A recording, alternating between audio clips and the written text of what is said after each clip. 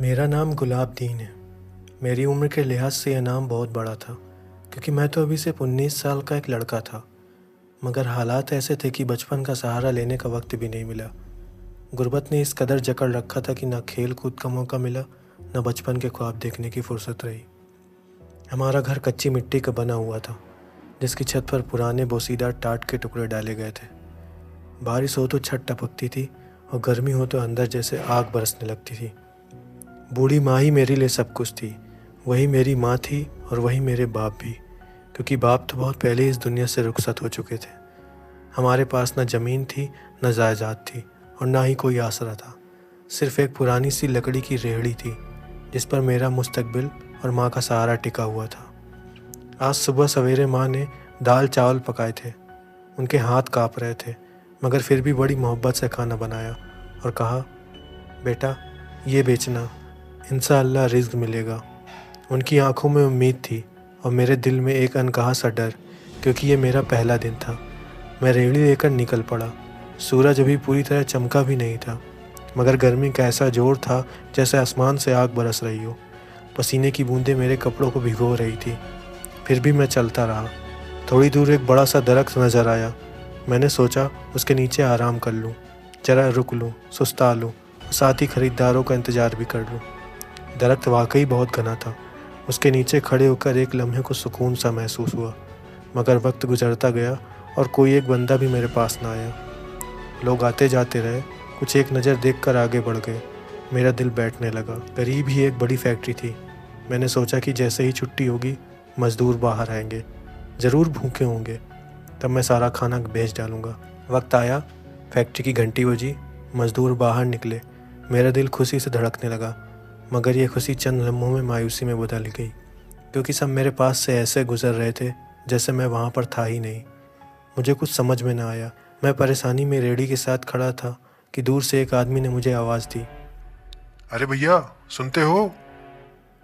मैं रेहड़ी घसीटता हुआ उसके पास गया। वो बोला, बेटा, अगर तुम यहाँ खड़े रहे तो कोई तुम्हारे पास नहीं आएगा। मैंने हैरानी से पूछा, क्यों? तो वह कहने लगा, ये जो बड़ा दरख्त है ना, लोग कहते हैं कि इस पर भूतों का बसेरा है। कोई इसके नीचे नहीं रुकता है, न बैठता है और ना ही कुछ खाता पीता है। मैं हक्का बक्का रह गया। फ़ौरन रेहड़ी साइड कर ली, मगर तब तक देर हो चुकी थी। धूप तेज़ हो चुकी थी। खाना गर्म होकर ख़राब होने लगा। शाम तक पूरा दिन इंतज़ार किया, मगर कोई ना आया। आज न सिर्फ कमाया नहीं, बल्कि सारा खाना भी ज़ाया कर दिया। घर गया तो माँ के चेहरे पर फ़िक्र और आंखों में नमी थी, मगर मैंने हिम्मत नहीं मारी। खुद को समझाया, पहला दिन है, किस्मत आजमाई जारी रखूँगा। अगले दिन फिर मैं अपनी रेहड़ी लेकर वहीं पर गया, लेकिन इस बार मैं दरख्त से थोड़ा दूर हट के खड़ा था। पूरा टाइम खड़े रहने के बाद भी वहाँ पर कोई भी मेरे पास आके खाना नहीं खाया। मैं अपना सर नीचे करके वहाँ पर बैठ गया। धूप तेज़ थी, लेकिन मैं कुछ भी नहीं कर सकता था। थोड़ी ही देर बाद मुझे अचानक से कुछ लड़कियों की आवाज़ें सुनाई दी, जो काफ़ी हंसती खेल रही थी और मेरे तरफ चलती चली आ रही थी। अचानक से वो मेरे पास आकर रुक गईं और उन्होंने कहा, भैया एक प्लेट लगा दीजिए। करीब 6 से 7 लड़कियां थीं। सभी ने एक एक प्लेट खाना लिया और वो वहाँ से खाना खाकर पैसे देकर चली गईं। मैं बहुत खुश हुआ। मुझे ऐसा लगा कि जैसे मेरी मेहनत रंग लाई। अब शायद हमारे दिन अच्छे हो जाएंगे। और ऐसा ही सोचते सोचते मैं अपनी रेहड़ी लेकर वापस घर चला गया। मैंने अपनी मम्मी को बताया कि माँ, आज ऐसा ऐसा हुआ। माँ भी बहुत खुश हुई, साथ ही अगले दिन की तैयारी करने लगी। अगले दिन फिर से माँ ने दाल चावल बनाकर मुझे विदा किया। मैं फिर से उसी जगह पर गया। वहाँ पर खड़े खड़े काफ़ी देर हो चुकी थी। अभी तक कोई नहीं आया था। मैं अपना सर नीचे करके बैठा हुआ था। तभी मैंने सर उठाकर देखा कि वो 7 लड़कियाँ आती दिखाई दी। वही रंग बिरंगे कपड़े, वही खिलखिलाहट, जैसे हवा उनके साथ खेल रही हो। वो करीब आई और एक ने मुस्कुरा कर कहा, एक प्लेट लगा दो। मेरे दिल में खुशी की लहर दौड़ गई। मैंने फ़ौरन उनके लिए प्लेट तैयार कर दी, मगर आज कुछ अलग था। उन्होंने खाना शुरू किया तो एक प्लेट ख़त्म होते ही हर लड़की ने दूसरी प्लेट मांग ली। मैं हैरान रह गया। ये लड़कियां देखने में इतनी दुबली पतली थी, जैसे कि हवा का झोंका लगे तो उड़ जाएंगी। 2-2 प्लेट कैसे खा गईं? और खाने के बाद भी वो ऐसा लग रहा था जैसे उनका पेट अभी भी नहीं भरा है। मैं सोचता रहा कि आखिर ये खाना इतना कैसे खा लेती हैं। मैंने कभी ऐसे ग्राहक नहीं देखे जो इस तरह भूख से भर कर आए हों। खाने के बाद जब मैंने हिसाब लगाया तो शायद उन्होंने पैसे गलत दिए, क्योंकि रकम ज़रूरत से ज़्यादा थी।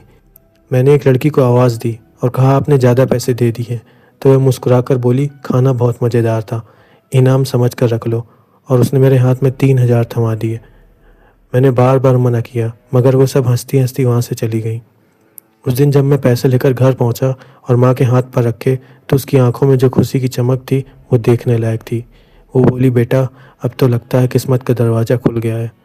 माँ ने अगले दिन के लिए और ज़्यादा मेहनत से खाना तैयार किया और मैं भी दिल ही दिल में खुश था क्योंकि अब कारोबार चलने लगा था। वो लड़कियाँ अब रोज़ मेरी रेहड़ी पर आने लगी। दिन चढ़ता तो मैं उनके इंतज़ार में लग जाता और जब वो आती तो ऐसा लगता है किस्मत खुद चल कर मेरे पास आ रही हो। एक लड़की कभी कभी 3-3 प्लेट खा जाती थी, कभी कभी 4, और वो भी इतनी जल्दी कि देखकर लगता था कि कई दिनों से भूखी हैं। उन्हें देखकर मेरे दिल में तरस भी आता था। मैं सोचता रहा सारा दिन वो कहाँ भटकती होंगी, कुछ खाने को भी नहीं मिलता होगा, इसलिए मेरे पास आकर इतना खा जाती हैं। मगर फिर दिल में एक सवाल भी उठता था कि ये शक्लों से तो बिल्कुल गरीब नहीं लगती हैं। साफ़ सुथरे कपड़े, महंगे जेवर, इनके जिस्म से आती खुशबू, लेकिन उनकी भूख का आलम ऐसा कि लगता है कि जैसे दिन भर से कुछ ना खाया हो। खैर मैंने इन बातों को नज़रअंदाज किया क्योंकि अब मेरी आमदनी अच्छी हो रही थी। माँ भी खुश थी और मैं भी।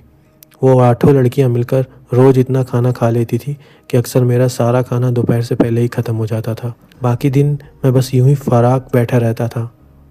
उस दिन भी यही हुआ। दोपहर से पहले ही सारा खाना ख़त्म हो गया तो मैंने रेहड़ी बंद की और सोचा कि थोड़ी देर पुराने दोस्तों के पास बैठ जाता हूँ। मेरा दोस्त पास की एक दुकान पर काम करता था। मैं वहाँ पहुँचा तो वो मुझे देखकर बोला अच्छा हुआ तू आ गया, तुझे एक बहुत अजीब बात बतानी है। मैंने पूछा क्या हुआ, तो उसने मोबाइल निकाला और कहा मेरा नाम आज हर तरफ चल रहा है। मैं हैरान हुआ। वो कहने लगा कि तेरी एक वीडियो वायरल हुई है। मैं चौंक गया। मेरी वीडियो वायरल? मगर मैंने तो कोई अजीब हरकत भी नहीं की। उसने कहा यही तो बात है, देखिए वीडियो। और जब उसने मोबाइल दिखाया तो मैं सन्न रह गया। वीडियो में वही जगह नज़र आ रही थी जहाँ मैं रोज़ खड़ा होता था। मेरी रेहड़ी, सामने का पार्क, सब कुछ वैसा ही था। वक्त भी पहचान में आ रहा था क्योंकि बैकग्राउंड में दोपहर की अजान की आवाज़ सुनाई दे रही थी। वही वक्त जब मेरी रेहड़ी पर वो 8 लड़कियाँ आईं और मैं उन्हें प्लेट भर के खाना दे रहा था।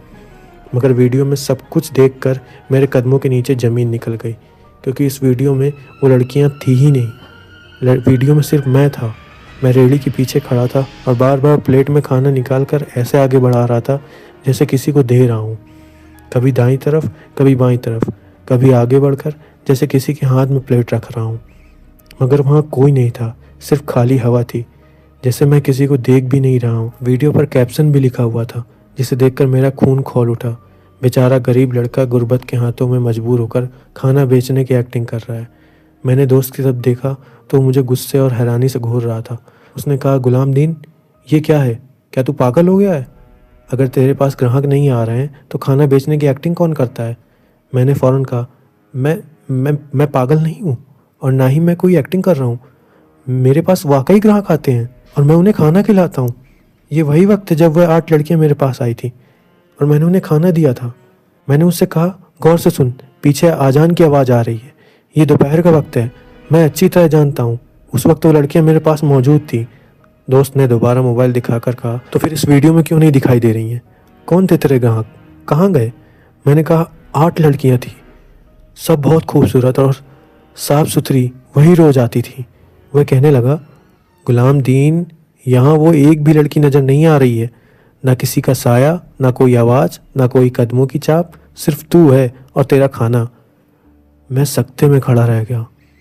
मेरे पास कहने को कुछ नहीं था, लेकिन मैंने जिद करते हुए कहा कल तुम खुद मेरे साथ चलो और छुप कर देखो, वो ज़रूर आएंगी और तुम खुद देख लेना, मैं झूठ नहीं बोल रहा हूँ। उसने कहा ठीक है, मैं कल तेरे साथ चलूँगा और देखूँगा कि ये लड़कियाँ कौन हैं। मैंने हामी में सिर हिलाया क्योंकि हम दोनों इस नतीजे पर पहुँच चुके थे कि शायद किसी ने ये वीडियो एडिट कर दी है और लड़कियों को उसमें गायब कर दिया है। लेकिन मेरे दिल के किसी कोने में एक अजीब सा खौफ भी जन्म ले चुका था। जिद मैं खुद भी समझ नहीं पा रहा था। अगला दिन आया और सुबह सवेरे ही जाग गया।